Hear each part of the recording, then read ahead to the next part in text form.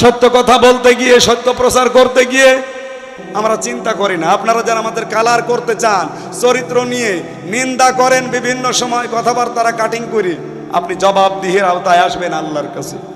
আল্লাহ আপনাকে ধমক দিচ্ছে, ওয়াইলুল কুল্লি হুমাযাতিল লুমাযা। আপনি সামনে হয় মানুষকে ছোট করেন, নাই পেছনে মানুষকে ছোট করেন। এই কথা বলেন না কেন? কথা বলেন, কথা বলেন। আমার কুষ্টিয়ার সাংবাদিক রফিকুল্লাহ কালবি, ওরা কারা যেন পিটিয়ে এই রগ পর্যন্ত ছিঁড়ে গেছে খাবারে, খাদ্য নালী। এই কাজকে আমরা ধিক্কার জানাচ্ছি, যারাই করেছেন, নিন্দনীয় কাজ এটা।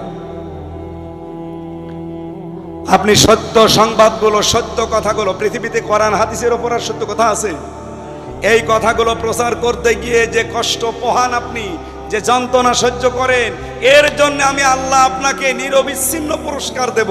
সুতরাং এটা শুধু নবীর জন্যই না, কিয়ামত পর্যন্ত যারা সত্যকে তুলে ধরতে গিয়ে বাধার সম্মুখীন হবেন, বাধার প্রাচীর সামনে আসবে, তারপরে এগিয়ে যাবেন, আপনার পুরস্কার দেবে কে?